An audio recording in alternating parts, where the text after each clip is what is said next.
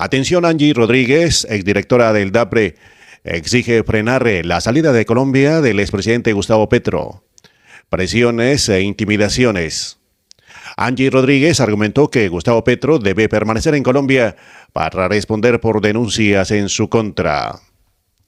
A través de su representación legal, la exdirectora del Departamento Administrativo de la Presidencia de la República DAPRE y del Fondo de Adaptación, Angie Lice Rodríguez Fajardo, radicó una solicitud de carácter respetuoso pero urgente, esto ante el Congreso de la República, para que se cancele el permiso institucional que autoriza al expresidente Gustavo Petro Urrego a salir de Colombia durante el año siguiente al término de su mandato. La petición fue presentada por el abogado Manuel Vicente Villanueva Luis, actuando como apoderada de la exfuncionaria, y fue dirigida directamente al senador Honorio Enríquez Pinedo, presidente del Congreso de la República. El requerimiento argumenta que la permanencia del exjefe de Estado en el país es indispensable para garantizar el avance de las acciones judiciales derivadas de las denuncias presentadas por Angie Rodríguez sobre presuntos hechos de corrupción y graves irregularidades cometidas al interior de la Casa de Nariño. En la carta oficial, la defensa expone que ante la Comisión Legal de Investigación y Acusación de la Cámara de Representantes cursa una denuncia formal contra el expresidente Gustavo Petro por la presunta comisión de múltiples conductas punibles, entre las que se destacan peculado por aplicación oficial diferente, tráfico de influencias de servidor público, constreñimiento ilegal, injuria y calumnia. Según lo expresado en el radicado, los hechos investigados comprenden presiones para lograr el traslado no justificado de aproximadamente $1 billón del presupuesto del Fondo de Adaptación, recursos asignados originalmente a programas de inversión social. Adicionalmente, el documento hace referencia a presiones e intimidaciones ligadas al nombramiento de la señora Juliana Guerrero, así como a graves señalamientos injuriosos, calumnias, amedrentamientos y amenazas vertidas de forma directa en contra de la exdirectora del DAPRE. El abogado defensor advirtió que la situación de riesgo para Angie Rodríguez se ha intensificado, toda vez que viene siendo víctima de continuas extorsiones, llamadas intimidatorias y reiteradas amenazas contra su vida e integridad personal. Atención. Día D para dos de los principales protagonistas del escándalo de corrupción del gobierno Gustavo Petro, Juliana Guerrero y Ricardo Roa. La Fiscalía General de la Nación presentará este 20 de agosto los respectivos escritos de acusación. Será un día trascendental en dos procesos penales que marcaron el gobierno de Gustavo Petro. La Fiscalía General de la Nación formalizará los escritos de acusación en contra de Juliana Guerrero, quien estuvo muy cerca de llegar al Ministerio de la Igualdad, y el presidente de Ecopetrol, Ricardo Roa. En el primer caso, el ente investigador presentará la acusación contra Juliana Guerrero por los títulos falsos que obtuvo de la Fundación Universitaria San José, con los que intentó modificar su hoja de vida para ser designada como viceministra de las Juventudes del Ministerio de la Igualdad. Para la Fiscalía, la joven oriunda de San Onofre, Cesar, obtuvo el título de pregrado de Contaduría Pública, pese a que nunca pisó un salón de clases ni presentó un examen, mucho menos la prueba Saber Pro exigida por el Ministerio de Educación. Al obtener Juliana Guerrero los dos diplomas falsos y las respectivas actas de grado falsas, como tecnóloga en gestión contable y otro como contadora pública, ingresó la información en el sistema SIGEP 2, para así obtener el acto administrativo de nombramiento como viceministra de las Juventudes, sostuvo el ente investigador durante la imputación. Por esto, Juliana Guerrero será acusada por el cargo de fraude procesal ante el Juzgado 46 de Conocimiento de Bogotá. En el caso de Ricardo Roa, quien fue gerente de la campaña Petro Presidente 2022, la Fiscalía sostendrá que, antes de llegar a la presidencia de Ecopetrol, compró a un precio injustificable un apartamento en el exclusivo sector de Chicó, en el nororiente de Bogotá. Según citan las pruebas recolectadas, Ricardo Roa habría ejercido presiones para favorecer con un contrato a un reconocido empresario de los hidrocarburos. La influencia ejercida por el señor Ricardo Roa sobre el presidente de Jocol en relación con el proyecto de regasificación fue indebida, pues estuvo orientada a favorecer los intereses particulares del señor Juan Mancera, con quien había celebrado una negociación comercial consistente en la compraventa del apartamento, señaló la Fiscalía durante la imputación. En dicha operación, Ricardo Roa resultó beneficiado por el señor Mancera, tanto en el precio como en las condiciones de pago. En esa negociación, el señor Ricardo Roa adquirió el inmueble por la suma de 1.800 millones de pesos, pese a que su valor comercial ascendía a 2.727 millones de pesos. Es decir, el precio pactado entre Mancera y Ricardo Roa se ubicó muy por debajo del valor del mercado, con una diferencia del 34%, equivalente a 927 millones de pesos, explicó el fiscal del caso. Frente a esto, Ricardo Roa deberá responder por el cargo de tráfico de influencias. Ricardo Roa tiene otro proceso penal por las irregularidades en la presentación de la financiación de la campaña presidencial de Gustavo Petro en 2022 ante el Consejo Nacional Electoral. Atención. Una investigación que durante varios años sigue movimientos, contactos y actuaciones dentro de unidades militares terminó este miércoles con una captura en el Cantón Norte de Bogotá. El expediente, según información de un diario nacional, apunta a establecer si desde su posición de mando se entregó información operacional, se facilitaron acciones de grupos armados y se movieron armas y municiones a cambio de dinero.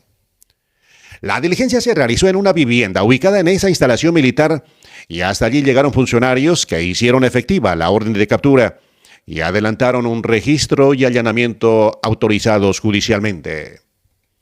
En el procedimiento participaron el Ejército, la Fiscalía 20 de la Unidad Especializada de Investigación y el Gaula Militar Arauca. Detrás de la orden aparece el nombre de un oficial superior activo del Ejército de Colombia, el coronel Carlos Didier Pérez Amorocho, quien quedó a disposición de las autoridades para responder por los presuntos delitos de concierto. Concierto para delinquir con fines de narcotráfico y terrorismo, cohecho propio y tráfico y porte de armas, municiones de uso restringido, de uso privativo de las Fuerzas Armadas o explosivos. El alcance de la investigación va más allá de un episodio puntual. El material recaudado por los investigadores busca determinar los presuntos nexos que el coronel Pérez Amorocho habría sostenido con dos estructuras que delinquen en extremos distintos del país: el Frente Oriental del ELN, con presencia en Arauca, y el Bloque Occidental Alfonso Cano de la Segunda Marcatalia en Nariño. Los hechos bajo investigación corresponden, de acuerdo con el expediente, a dos periodos, 2019-2020 y 2024-2025. En esos años, el coronel estuvo al frente del Batallón de Operaciones Terrestres número 29 y de la Fuerza de Despliegue Rápido número 2, respectivamente. La hipótesis de los investigadores es que durante esos ciclos habría recibido sumas de dinero de organizaciones armadas ilegales como con prestación de distintas actuaciones. Una de las líneas que ahora deberá ser sostenida ante los jueces se concentra en el supuesto tráfico y comercialización de armas y municiones. A esto se suma la presunta entrega de información sensible y clasificada relacionada con operaciones militares. Los investigadores también indagan si desde sus cargos se realizaron acciones destinadas a favorecer a integrantes de esas estructuras criminales durante operaciones de la fuerza pública. La conexión con Arauca es uno de los capítulos que concentra la investigación. Allí opera el Frente Oriental del ELN y fue durante el periodo 2019-2020 cuando, según información recopilada, habría ocurrido parte de las conductas que ahora están bajo revisión judicial. El segundo periodo investigado entre 2024 y 2025 dirige la atención hacia Nariño y los presuntos contactos con el Bloque Occidental Alfonso Cano de la Segunda Marquetalia. Tras conocerse la captura, el Ejército confirmó que se trata de un oficial superior activo y señaló que acompañó el procedimiento dispuesto por la Fiscalía. En cumplimiento de una orden judicial emitida por la Fiscalía General de la Nación en la ciudad de Bogotá, se llevó a cabo la captura de un oficial superior del ejército, señaló la institución. En su pronunciamiento, el ejército agregó: la institución brindó todas las garantías y facilidades para el cumplimiento de la diligencia, reiterando su compromiso con las autoridades competentes y respetando en todo momento el debido proceso y el principio de presunción de inocencia. Es importante que nos apoyen para seguirles informando. Resumen de noticias. Compártanos y síganos. Atención al expresidente Gustavo Petro. Cuestionó nuevamente el libro de la verdad, documento que fue presentado por el equipo de empalme anticorrupción del presidente Abelardo del Espriella, en el que se detallan varios hechos de presunta corrupción del anterior gobierno. El libro de la mentira de Abelardo tiene 44 falacias, 14 exageraciones y 21 acusaciones sin verdad probatoria. Colombia ha caído en el gobierno de la mentira, que no es más que el gobierno del fascismo, afirmó el expresidente Gustavo Petro.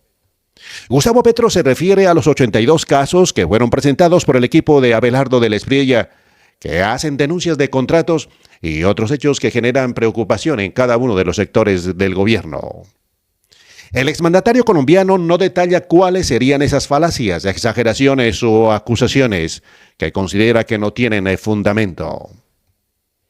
El expresidente Gustavo Petro ya había enviado un mensaje en el que les había solicitado a sus ministros responder a cada uno de los puntos.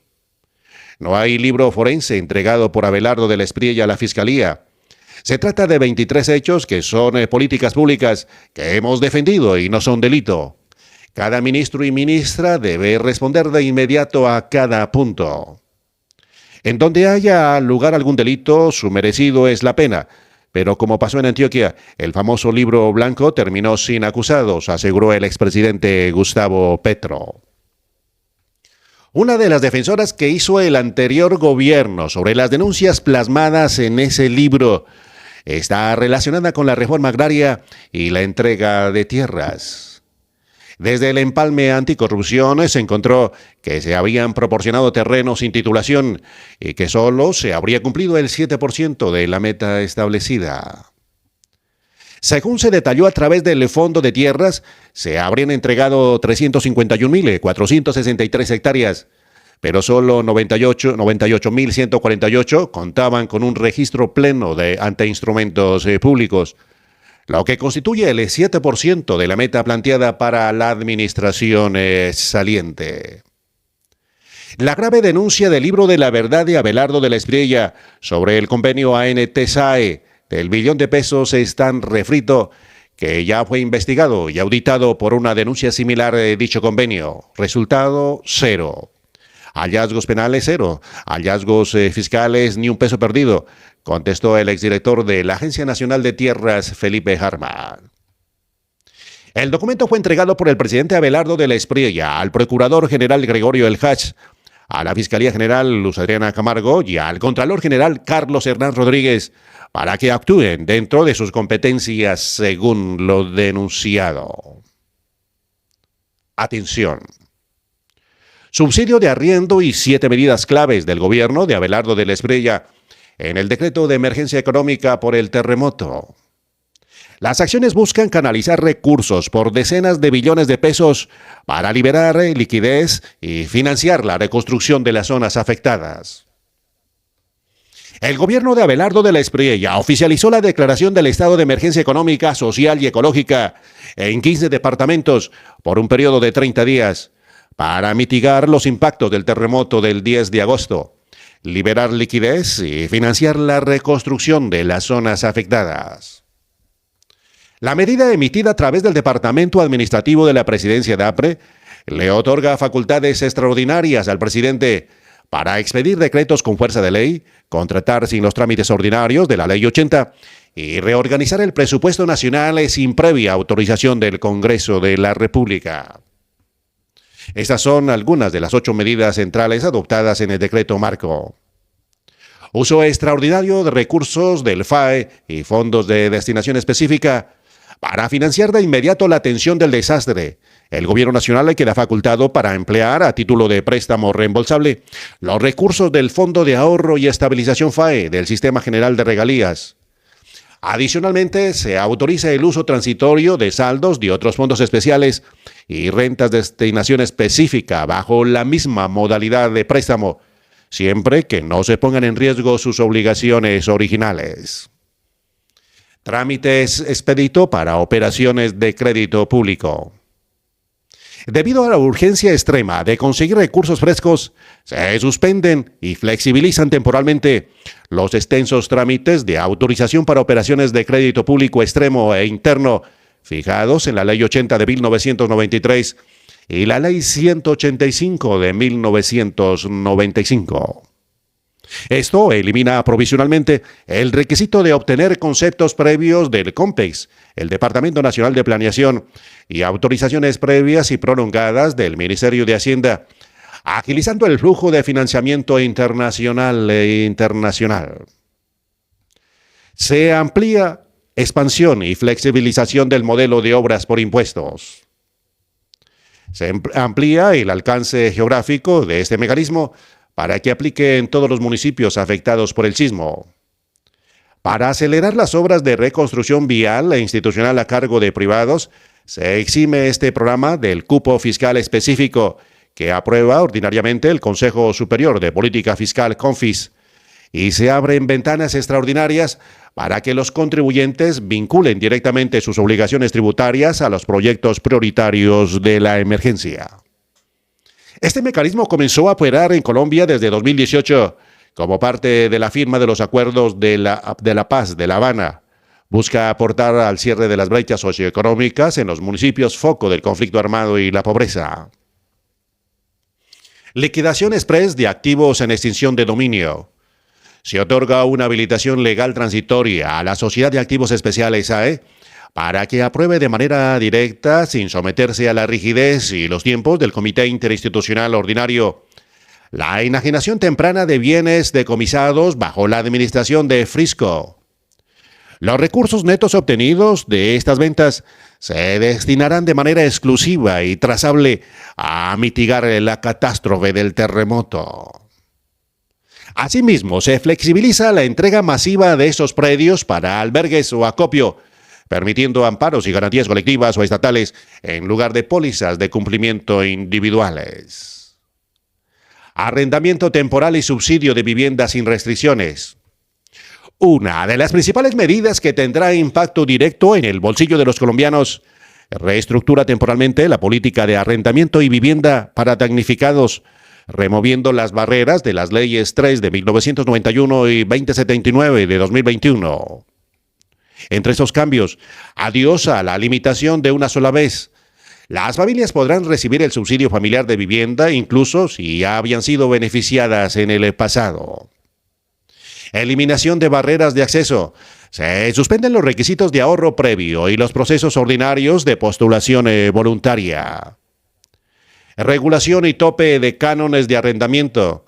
Se faculta la modificación de la norma que restringe los contratos de alquiler a un máximo de 1% del valor de la vivienda, al tiempo que se decretan medidas para proteger a los hogares damnificados frente a distorsiones y especulaciones de precios en los mercados de alquileres y de materiales de construcción.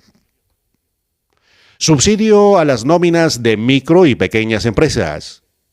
Para proteger el empleo formal y evitar la quiebra de pequeños negocios debido a la paralización de la economía local, el decreto crea un mecanismo transitorio para sufragar una porción de los salarios y de los aportes a la seguridad social de los trabajadores en micro y pequeñas empresas de las zonas afectadas por el sismo.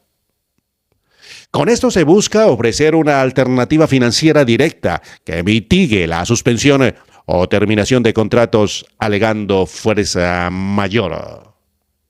Esta es la información más importante, resumen de noticia, hoy jueves 20 de agosto. Su apoyo es importante. Regálenos un like, compártanos, síganos. Les acompañó en Última Hora de Ecovisión Carlos Andrés Chagüesa, miembro de la Asociación Colombiana de Periodistas. Feliz día.